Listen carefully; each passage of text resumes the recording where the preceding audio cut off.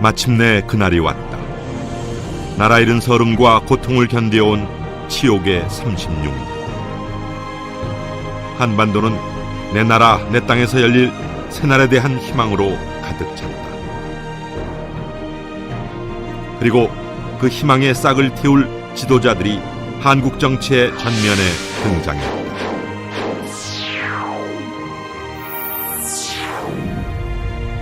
첫 번째 인물은 국내에서 활동하던 독립운동가이자 정치가 여운형이었다.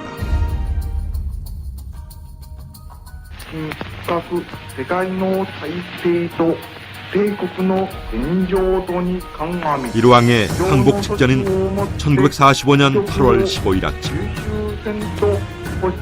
조선 총독부로부터 일본인들의 안전보장과 혼란 방지를 부탁받은 여운형은 정치범 석방 등을 조건으로 내걸고 이를 수락했다.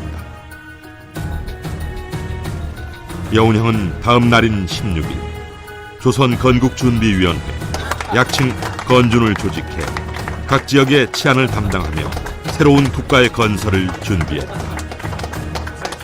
서울의 건준 중앙조직은 좌파와 중도파 인물들로 구성됐다. 그런데 8월 말 9월 초에 걸쳐 공산주의자들이 건준의 주도권을 장악하기 시작했다. 그 중심은 박헌영이었다. 박헌영은 일제 말에 전향하지 않은 공산주의자로 해방 후 곧바로 조선공산당을 재건했다. 공산주의자들이 건준을 장악하자 일부 중도파는 건준에서 떨어져 나갔다. 공산주의자들은 미군이 한반도에 도착하기 직전인 9월 6일 서둘러 조선인민공화국을 선포했다.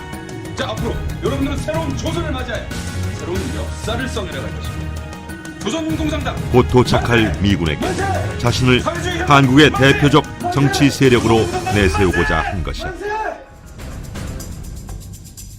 1945년 9월 8일 마침내 미군이 인천에 도착했다. 이튿날 서울에 진입한 미군은 일본군과 총독부의 항복을 받았다. 미군은 총독부의 행정기구와 인력을 물려받았고 미군정이 유일한 정부임을 선포했다. 공산주의자들의 조선인민공화국 선포에 반발한 국내 우파 민족주의 인사들은 9월 16일 송진우가 주축이 되어 한국민주당을 결성했다. 한민당 계열 인사들은 이후 미군정에 협조하는 여당 역할을 했다. 해외에서 활동했던 독립운동가들도 속속 고국으로 돌아왔다. 10월 중순에는 이승만이 미국에서 귀국했다.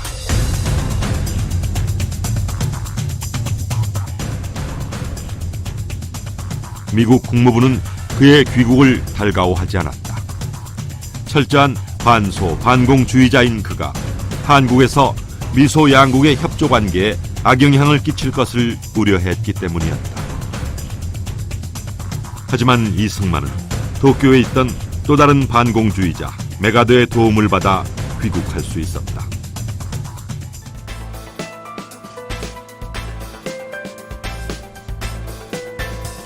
이어서 김구를 비롯해 중국에 있던 대한민국 임시정부 요인들 역시 고국당을 밟았다. 이로써 주요 정치 지도자들이 모두 무대에 등장한 셈이었다.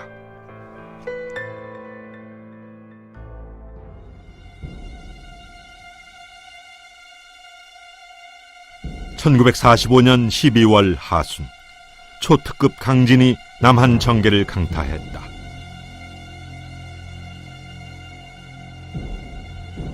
진원지는 모스크바였다. 1945년 12월 16일에서 26일 소련의 모스크바. 미영소 3국의 외무장관들이 한자리에 모였다. 제2차 세계대전의 전후 처리 문제를 의논하기 위해서였다. 한국 문제도 그중 하나였다. 회의에서는 한국에 임시정부를 세우기 위해 미소 공동위원회를 설치하고 이를 통해 일정 기간 신탁 통치하는 것에 대해 협의하기로 결정했다. 일찍이 미국, 영국, 소련, 중국 4개국이 카이로 회담과 테헤란 회담에서 그렇게 하기로 합의한 바였지만 이 소식은 국내 정계에 핵폭풍을 불러일으켰다. 언론은 발빠르게 모스크바 회의의 결정 소식을 전했다. 그런데 동아일보가 1945년 12월 27일자 일면 머릿기사로 외상회의에 논의된 조선 독립 문제를 다루면서 소련은 신탁 통치 주장, 미국은 즉시 독립 주장이라고 보도했다. 신탁 통치는 당초 미국이 제안한 것으로 동아일보의 보도는 잘못된 것이었다. 이 오보는 반탁 운동과 반소 감정을 확산시키는 데 일조했다. 신탁 통치 결정은 일반 한국인들에게 큰 충격을 주었다. 당연히 독립되는 것으로 알았죠. 그런데 독립은 해주는데 신탁 통치는 받아라. 그때 신탁 통치라는 것은 또 한 번 식민지가 된다는 그런 것으로 받아들였죠. 그래서 반대를 했고. 불과 몇 달 전 독립만세를 외치며 감격의 눈물을 흘렸던 사람들에게 신탁이란 단어는 고통스러웠던 식민지배 시대로 되돌아가는 것처럼 느껴졌다.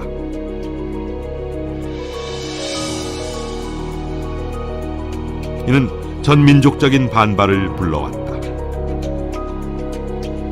상황은 급박하게 돌아갔다.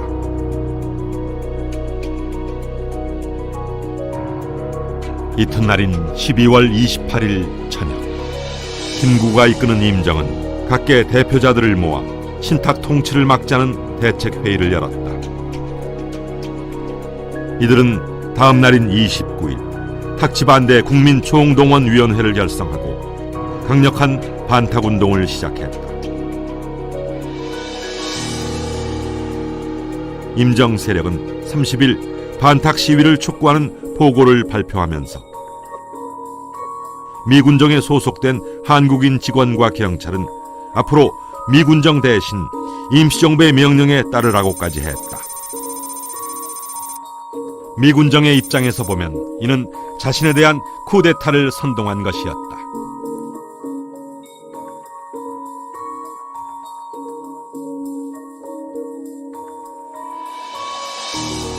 좌우익을 막론하고 반탁의 목소리는 높았다. 심지어 반탁운동에 신중한 입장을 보였던 한민당의 지도자 송진우가 암살당했을 정도였다.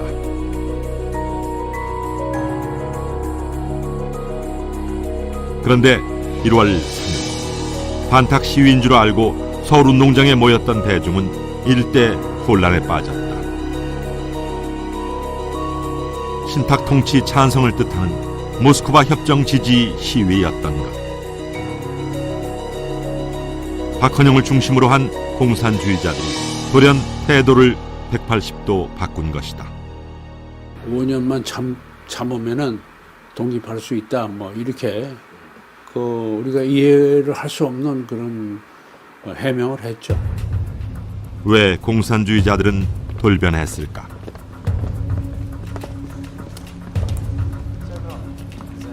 모스크바 3국 외무장관 회의 결과가 공표된 다음 날인 1945년 12월 28일 밤, 조선 공산당의 박헌영은 38선을 넘어 북으로 향했다. 회의 결정 지지에 대한 소련의 지침을 구하기 위해서였다.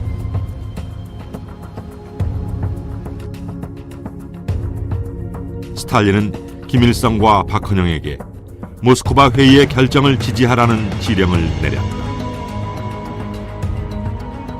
종교에서 신부는 그냥 교황에서 내리는 결정을 반대할 수 있습니까? 이것은 당시의 공산주의 운동입니다. 스탈린은 교황보다 하나님이라고 할 수 있었습니다. 그들이 선택은 모스크바에서 나온 명령에 따라가는 것, 아닌다면 출당, 간단합니다.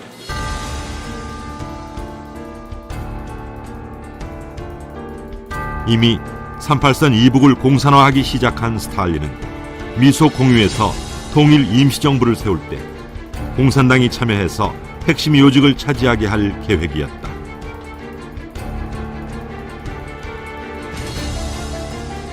이는 소련이 동유럽에서 밟은 공산화 전략과 같았다.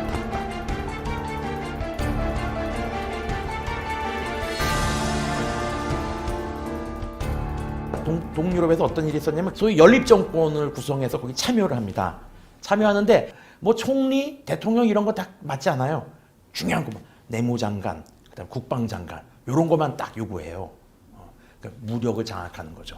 그리고 나서 몇 개월 이내에 연립정권의 그 지도자 인물들이 암살당하거나 혹은 무슨 테러 당하거나 뭐 그러면서 이제 결국 원래 구공산당, 지금 현재로선 노동당이라고 하는 이름의 세력들이 이제 정권을 장악합니다. 대중의 지지를 받지 못한 좌익이 수세에 몰린 반면 반탁운동을 한 우익의 정치적 입장이 강화됐다.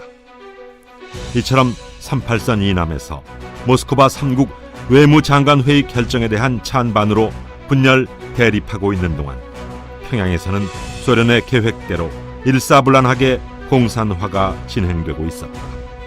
1월 초에는 신탁 통치에 반대한 우파 민족주의자 조만식을 연금했다.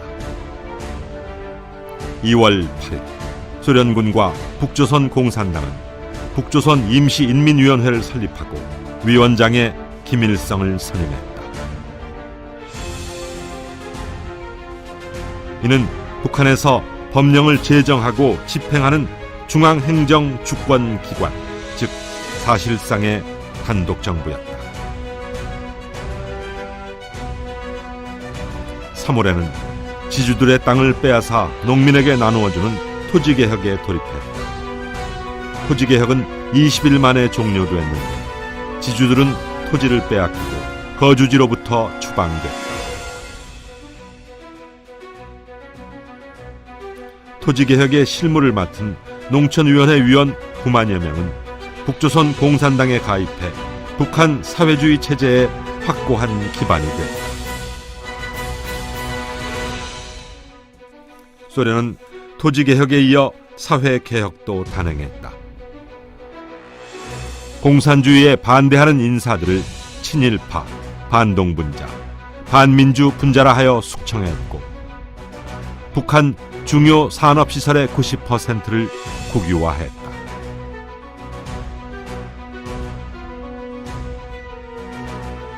(1946년 8월에는) 북조선 공산당이 중국 연안파의 조선독립동맹 계열이 만든 정당 조선신민당을 흡수 통합해서 북조선 노동당을 창설했다. 이렇게 북한은 사회주의 정권 수립으로 성큼성큼 다가섰다. 그러면서 소련은 미군정에 대해서는 미소 공동위원회를 통해 통일 임시정부를 수립하자고 했다. 1946년 3월 20일 덕수궁 석조전에서 제1차 미소 공동위원회가 열렸다. 회의는 위원회에 참여할 정당과 사회단체를 선정하는 데서 암초에 봉착했다. 소련은 모스크바 협정에 찬성하는 정당과 단체만, 즉 신탁 통치에 동의하는 정당과 단체만을 미소 공유에 참가시켜야 한다고 주장했다. 하지만 미국은 이에 반대했다. 미소 공위가 소련 공산당의 지령을 받는 좌파 정당 및 단체 일색이 될 것이기 때문이었다. 미국은 언론의 자유가 있는 만큼 주요 정당, 단체는 모스크바 협정에 대한 찬반 여부와 상관없이 위원회에 참가할 수 있다고 주장했다. 양자의 대립에는 절충할 여지가 없었다. 결국 5월 8일 미소 공동위원회는 결렬되어 무기휴회에 들어갔다. 아마 46년 여름에 들어와 사실상 냉전 시대가 시작했습니다.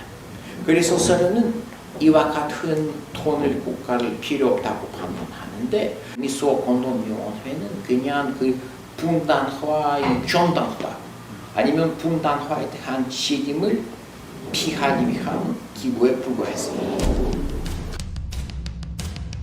이후 미군정과 383 이남의 각 정파는 각자 자신이 원하는 방향으로 전국을 끌어가기 위한 활동을 시작했다. 미국은 새 전략을 구상했다. 미소 공위가 결렬된 지 약 한 달 후, 미 국무부의 필드링 차관보가 미군정 사령관 하지에게 지침을 보낸다.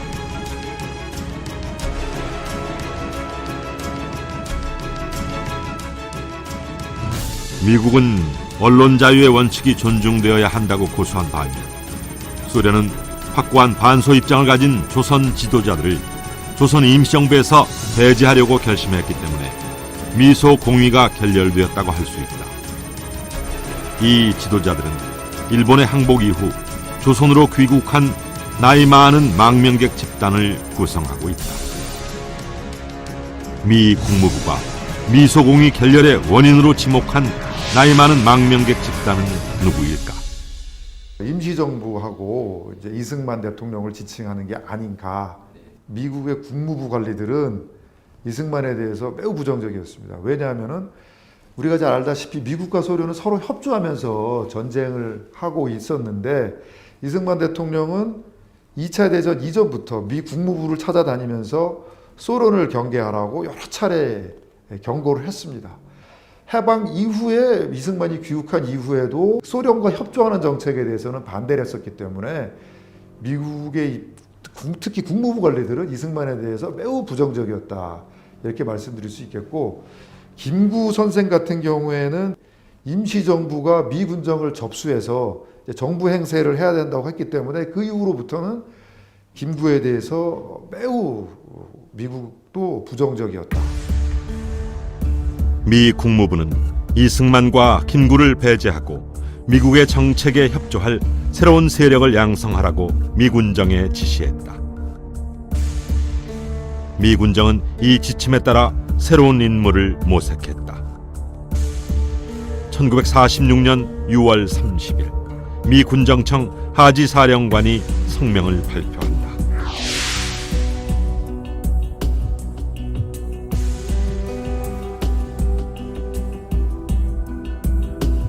나는 김규식 박사와 여운형 씨가 남조선에 있는 중요한 정당 간에 배전의 협동과 통일을 위하여 진력하는 것과 그 노력에 진전이 있다는 보고를 매우 흥미있게 보고 있다. 나는 미군 사령관으로서 김여 양 씨의 노력을 할 수 있는 데까지 전적으로 시인하고 지지한다.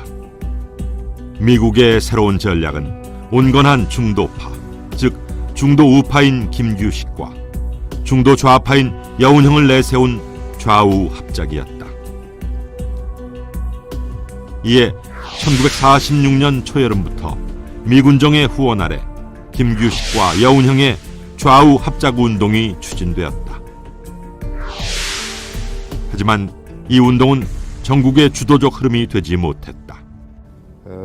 좌우 합작은 미 군정의 어떤 미 국무부의 이상적인 정책이었고 46년에 있었던 그 입법위원 선거에서 좌우 합작 세력은 거의 당선이 되지 않습니다. 주로 한민당 계열이나 이승만을 지지하는 사람들이 대거 당선이 되게 됩니다.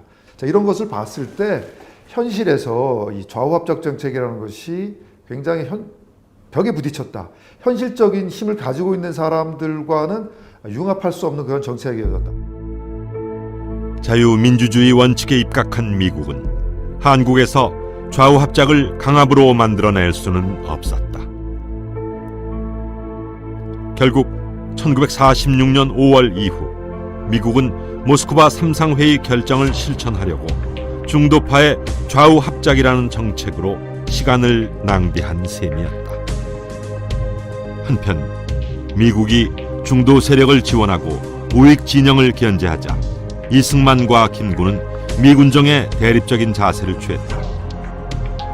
미소 공위가 무기 휴회에 들어간 후 지방 순회 강연에 나선 이승만은 6월 3일 정읍에서 새로운 제안을 한다.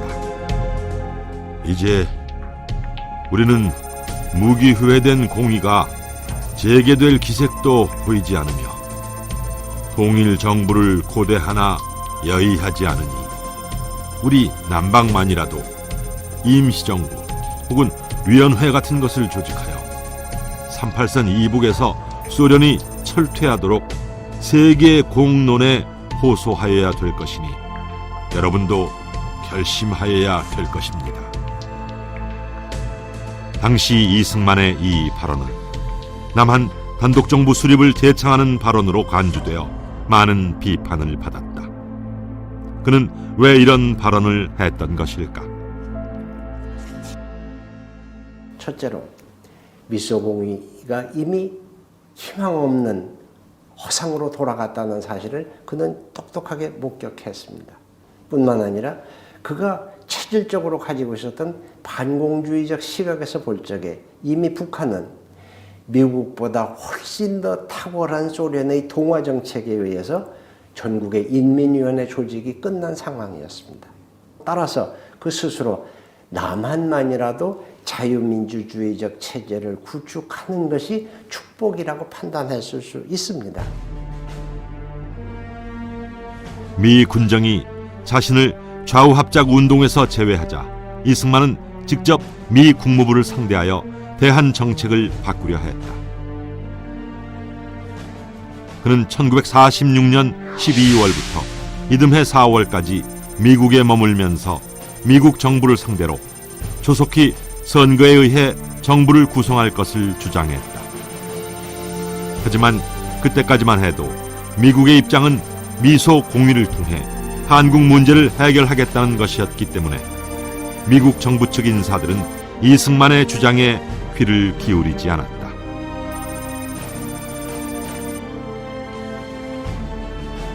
한편 김구는 국내에서 반탁운동을 계속하면서 미군정과는 별개의 과도 정부를 수립하려고 했다.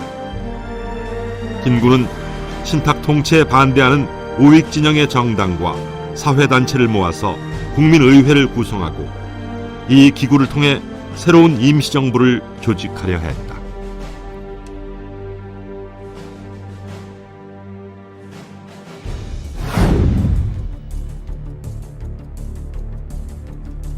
한편 미소 공위 결렬 후 공산주의자들 또한 전술을 바꾸어 미군정을 공격하기 시작했다. 결정적 계기는 1946년 5월 15일 발표된 정판사 위조집회 사건이었다. 이것은 조선공산당이 당비를 마련할 목적으로 위조집회를 만들었었다는 것이었다. 이 사건으로 주요 간부들이 수배되고 기관지 해방일보가 폐간되어 공산당은 활동에 큰 타격을 입었다.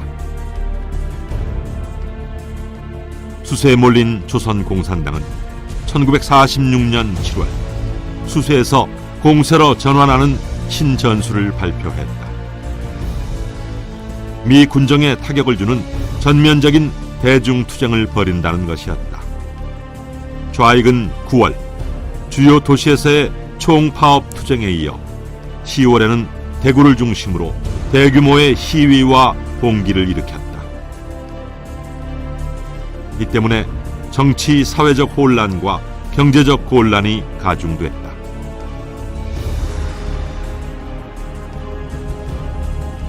이처럼 1946년 북한이 공산주의 방향으로 확고히 나아가는 데 반해 남한은 미군정의 실효성 없는 정책과 여러 정치 세력 간의 투쟁으로 심각한 진통을 겪고 있었다. 1947년 봄 미국과 소련은 미소 공위를 재개했다. 이번 회의는 평양에서 열렸다. 미국과 소련은 모스크바 협정을 지지한다는 서약서를 내는 정당과 사회단체만 회의에 참가시키기로 합의했다. 그러나 소련은 반탁운동을 계속하는 정당 사회단체는 서약서를 내더라도 참가시킬 수 없다고 주장해 미국과 대립했다. 결국 제2차 미소 공의도 결렬되었다. 한반도 문제를 빨리 매듭짓고 싶었던 미국은 이미 유효성이 다한 모스크바 협정 미소 공유의 틀을 벗어나고 싶었다. 제2차 미소 공유가 진행 중이던 8월, 미국은 소련에 영국과 중국을 포함한 4자 회담에서 한국 문제를 협의하자고 제안했다. 소련이 그를 거부하자 미국은 유엔에서 한국 문제 해결안을 마련하고자 했다. 미국은 9월 한국 문제를 유엔에 이관할 수밖에 없다고 소련에 통보한 후 유엔 총회에 한국 문제의 의제 채택을 요구했다. 미국 제2차 미소가 결렬되기 이전부터 한국 문제를 어떻게 해결할 것인가를 두고서 미국의 군부하고 국무부가 큰 대립을 하게 됩니다. 그래서 군부는 한국의 군사전략적 가치가 떨어지기 때문에 어떻게 해서든지 빨리 지상군을 이제 철수하자는 입장을 개진하는데, 그에 대해서 국무부는 아직도 미국의 체면이 한반도에 많이 걸려있기 때문에 섣불리 철수해서는 안 된다는 주장을 하게 됩니다. 그렇지만 이러한 주장의 대립이 한 1947년 9월경에는 서로 합의를 하게 되고 한반도에서 주한미군을 철수하고 한국 문제를 유엔으로 넘긴다. 즉 단독 정부를 수립하는 쪽으로 이제 서로 의견이 수렴하게 됩니다. 유엔으로 넘긴 이유는 역시 유엔에서 미국의 힘이 크게 작용을 하고 미국을 지지하는 국가가 많기 때문에 한국 문제를 해결하기에 좋았다, 이렇게 볼 수 있겠습니다. 1947년 9월 23일 유엔 총회가 한국 문제를 의제로 채택함으로써 한국 문제는 새로운 국면에 접어들었다. 11월 14일 유엔은 총회를 열고 유엔 감시 아래 남북 총선거를 실시할 것을 결정했다. 약 2달 뒤인 1948년 1월 8일 유엔 한국 임시위원단이 와서 유엔 결의안에 따른 남북 총선거의 실시 방안을 마련하고자 했다. 유엔 한국 임시위원단은 남한에서의 조사 활동에 이어서 북한에서도 조사 활동을 하고자 했으나 소련은 이를 거부했다.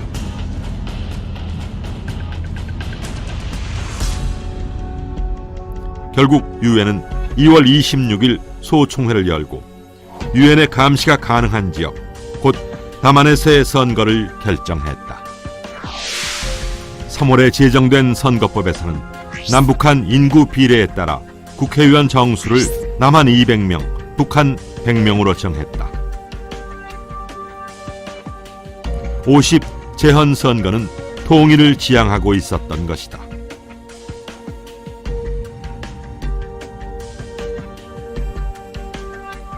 미국이 한국 문제를 유엔에 이관하기로 한 때부터 소련과 남북한의 공산주의 세력은 이를 막으려는 공작을 펼쳤다. 그들은 유엔 감시하에 남북한 총선을 반대하고 대신 미소 양군의 조기 철수 및 조선인들에 의한 조선 문제 처리를 주장했다. 이것은 얼핏 보면 그럴듯해 보이나 결국 한반도 전체의 공산화를 노린 제안이었다. 북한은 완전히 공산화 토대가 굳혀져 있고 남한의 좌익 세력이 엄청난 힘을 발휘하고 있고 남한의 우익 세력은 분열되어 있고 또 중도파는 중도파대로 독자 노선을 가고 있고, 이런 조건에서 남북한의 정치 세력이 회의를 하게 되면 북한의 공산당, 남한의 좌익, 이 주도하는 그런 회의 결과를 낳을 수 있습니다. 바로 그런 목적을 달성하려고 소련은 한반도에 주둔하는 미소군 조기 철수론을 제안했던 것입니다. 남로당은 폭력 투쟁도 불사했다.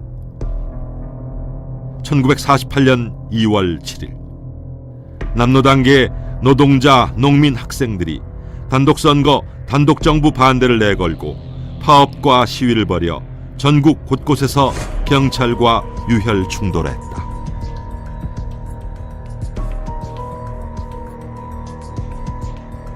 특히 선거일이 5월 10일로 결정된 이후 4월 3일 제주도에서는 남노당 세력이 선거를 막기 위해 무장 봉기를 일으켰는데 이로 인해 선거가 제대로 치러지지 못했을 뿐만 아니라 군대와 경찰이 진압하는 과정에서 수많은 양민들까지 희생되는 비극이 벌어졌다. 유엔 감시하에 선거를 둘러싸고 남한 우익과 남북한의 좌익이 격렬하게 대립하는 가운데 우파의 김구를 포함한 남한의 중도파들이 선거 반대로 돌아섰다. 그대로 선거가 치러질 경우 분단이 굳어지리라는 이유에서였다. 중도파 중 김규식 등은 한때 유엔의 남북한 총선거안을 지지했으나 1948년 초부터 입장을 바꾸어 미소군 조기 철수와 남북 협상을 주장했다.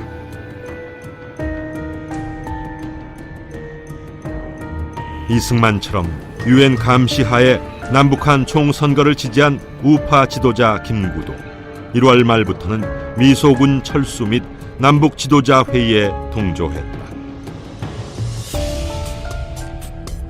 김구와 김규식은 2월 초에 북한의 김일성, 김두봉과 남북 지도자 회담을 열자는 제안을 했다. 북한 정권은 한 달도 더 지난 3월 25일 회담 제안을 한다. 4월 14일 평양에서 38선 이남에서의 단독 선거에 반대하는 전 조선 정당 사회단체 대표자 연석회의를 열자는 것이었다. 이것이 협상 의향이 있는 선의의 제안이었다면 북한 정권은 협상 파트너인 남한의 김구, 김규식과 회담 개최 일자라든지 의제를 정했어야 하지만 이들과 아무 상의 없이 일방적으로 개최 일자, 의제를 정해서 발표해버렸다. 북한은 왜 남쪽 지도자를 불렀을까? 북한이 먼저 분단 정권을 수립했다고 하는 역사적 비난을 피하고 싶었습니다. 그 수순으로 남한의 정치 지도자들을 불렀습니다. 평양방송이 먼저 일방적으로 제안한 후 김구, 김규식 등 남한의 지도자들에게 초청장을 보냈다. 김구와 김규식은 평양 정권의 이용만 당하는 것이 아닌가 우려했으나 조국의 분단을 막을 마지막 기회라는 애국 충정에서 북으로 향했다.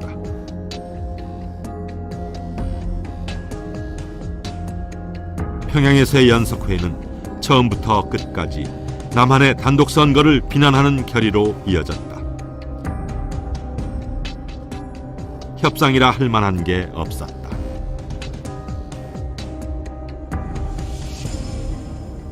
연석회의도 남북협상회의도 북한 정권이 일방적으로 써놓은 시나리오대로 그대로 했습니다. 그리고 남한의 대표들은 거기에 지지하는 발언, 그리고 막판에 가서 그 문건들에 대해서 참여한 대표들이 동의했다는 서명만 하는 그런 일을 했습니다.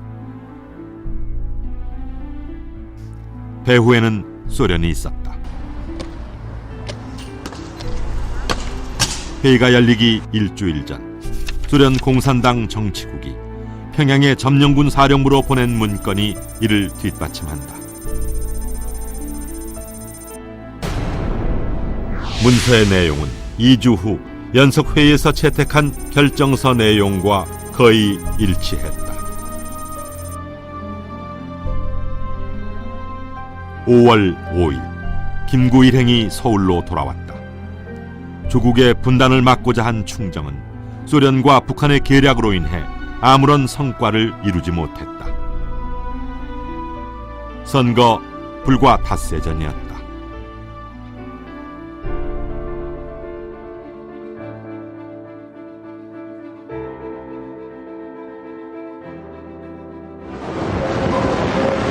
1948년 5월 10일은 조선 역사상의 가장 중요한 단행일을 기록할 날입니다. 이날 이번 투표 등록자들은 조선에서 처음으로 이루어지는 진정한 민주주의 선거에 투표를 한 것입니다. 그리하여 남조선 전체를 통해서 남녀노소를 불문하고 투표할 권리가 있는 사람들은 여러 가지 위협을 무릅쓰고 대담스럽게도 투표장으로 가서 각각 자유의사에 의해서 이 후보자들 가운데서도 어느 한 사람을 선택하는 귀중한 한 표를 던진 것입니다. 5월 10일 태극기가 집집마다 개양됐고 흰옷을 입은 사람들이 투표장 앞에 줄을 이었다. 무엇을 어떻게 해야 할지 몰라 어리둥절하기도 했고 혹여 실수라도 할까 조심스럽게 투표에 임했다. 유엔 감시단에서 뭐 일부 문제 제기를 하긴 했습니다만 큰 틀에서는 심각한 문제 없이 전반적으로 공정하게 선거가 치러진 것으로 생각을 하고 있고요. 근데 사실 놀라운 거는 그 당시에 투표율이 95.5%였다는 겁니다. 지금 뭐 상상할 수 없을 정도로 높은 투표율인데 새로운 우리의 독립국가를 만든다라고 하는 데 대해서 많은 국민들이 정말 큰 관심과 애정을 갖고 참여했다고 볼 수 있습니다. 유엔 한국임시위원단에서 파견한 30명 감시원의 감시 아래 치러진 총선. 투표율 95.5%를 기록한 투표를 통해 904명의 입후보자 가운데 198명이 국회의원으로 선출됐다.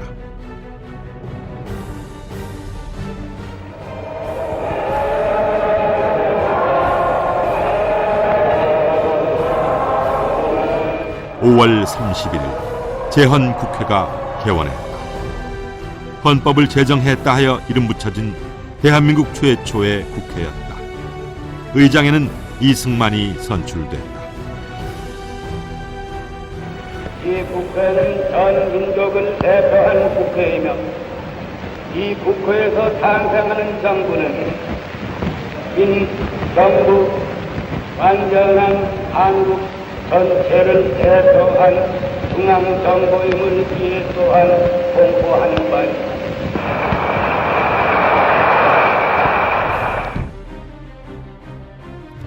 이어 7월 17일에는 대한민국 헌법이 공포됐다. 과연 어떤 나라를 꿈꾸었던 것일까? 그 이상은 제헌 헌법에 고스란히 담겨 있다.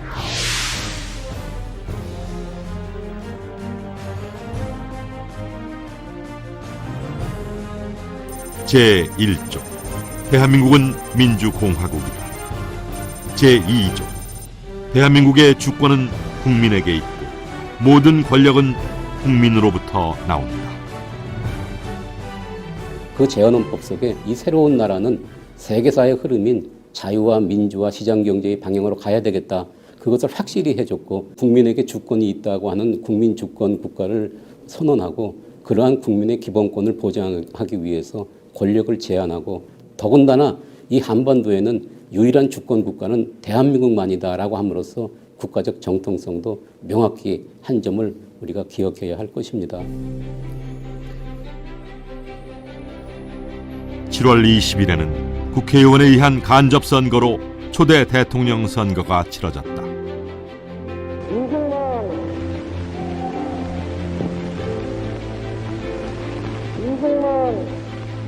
초대 대통령은 총 180표를 얻은 이승만이 선출됐다.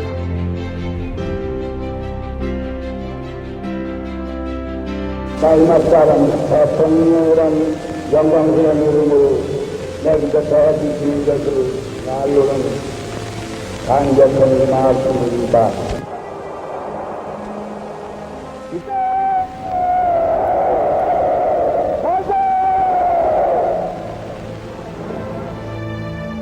(1948년 8월 15일) 해방이 된 날로부터 꼭 3년이 되던 이날 초대 대통령 이승만이 국민 앞에 섰다. 수많은 국민들과 함께 정부 수립 선포식이 거행됐다. 8월 15일 오늘 저항하는 인식은 우리의 사방을 기념하는 동시에 우리들이 서로 반성한 것을 겸하 결국합니다. 이날의 동양의 한 잡으신 대한민국정부가 국민에서 40여 년을 두고 사람들의 꿈꾼에 희망적으로 투쟁하여 있다가 이에 나타나는 것입니다.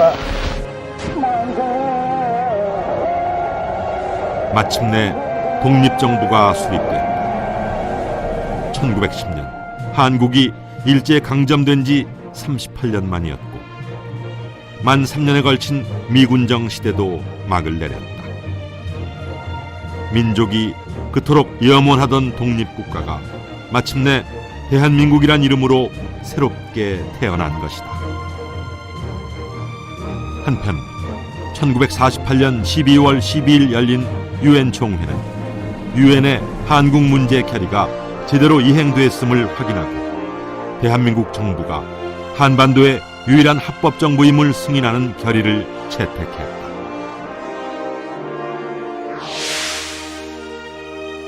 임시위원단의 감시와 협의가 가능했고 전체 한국의 절대다수 국민들이 거주하는 한국의 그 지역에 대한 유효한 지배권과 관할권을 가진 합법적 정부가 수립되었으며 이 정부는 한국 내의 유일한 그러한 정부임을 선언하고 대한민국 임시정부부터 추진되어 왔던 그 대한민국의 건국의 국제적 완성의 의미가 있다 이렇게 말씀드릴 수가 있고요. 아울러서 1948년 12월 12일 대한민국이 국제적 승인을 받았기 때문에 1950년 6월 25일 6.25 전쟁이 발발하고 대한민국이 소멸될 뻔했던 그런 위기 상황 속에서 바로 국제사회가 개입을 해서 유엔군을 파견해서 대한민국이 보존될 수 있었던 그 기반이 마련됐다 이렇게 말씀드릴 수 있을 것 같습니다. 그것이 뭐 유일한 정부도 아니다라는 것보다 대한민국이 그렇게 합법적으로 자유로운 정상적인 절차에서 만들어졌다. 그건 굉장히 중요한 의미를 저는 담고 있다고 생각합니다. 약 20일 뒤인 9월 9일 북한에도 정식으로 국가가 수립됐다.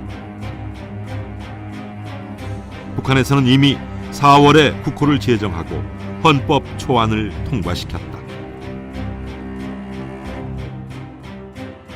8월에는 38선 이남의 공산주의자들이 조직한 지하선거를 통해 총선을 실시했다. 9월 2일 조선 최고인민회의에서 헌법을 채택하고 내각과 최고재판소 등 정부를 구성했으며 김일성을 수상으로 추대했다. 그리고 9월 9일 조선민주주의 인민공화국 수립을 선포했다.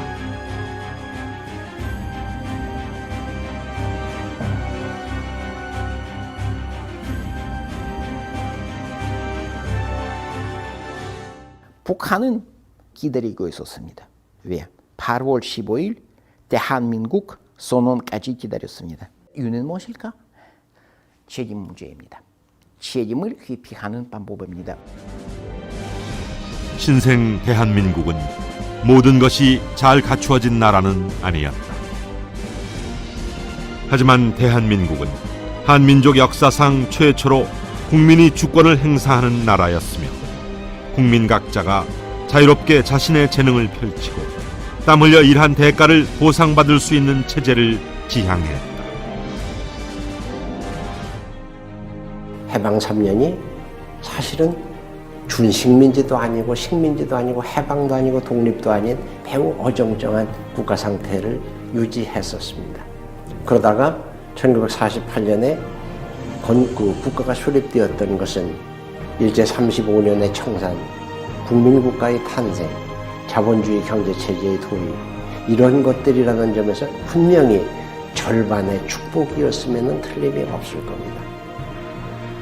대한민국 정부 수립으로 인해서 남북 통일이 거덜나고 통일이 안 되고 남북 분단이 됐다.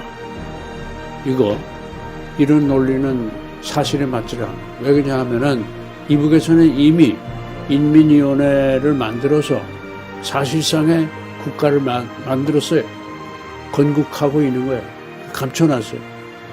만일에 그때 대한민국 정부 수립이 안 됐더라면은 영원히 우리 독립은 잃어버리고 말아요. 아니면은 공산주의 국가가 되는 거예요. 그 당시 보세요. 1948년 정도면 이 동아시아에서는 완전히 그 러시아는 이제 공산주의 국가고 북한도 이제 완전히 김일성 체에 들어갔는데 나머지 반쪽을 지켜서 자유민주주의 국가를 만든다는 거는 굉장히 어려운 일이었다. 출발은 굉장히 미미하고 또 불안정하고 또 그동안에 여러 가지 어려움도 많았고 실수도 많았다고 생각을 하지만 오늘날 우리는 이제 그런 부분을 다 좀 털어내고 보다 더 나은 그 미래를 위해서 그리고 어떤 의미에서 보면 이제 북한까지 끌어안을 수 있는 보다 큰 공동체를 향해서 나아가는 새로운 출발점에 서 있지 않나 그런 생각이 듭니다. 여러 가지 미비점과 결함을 안고 출발했지만 그 결함을 개선하고 부족한 것을 채워나갈 수 있는 역사 발전의 방향을 올바로 설정했던 나라. 바로 우리의 대한민국이다.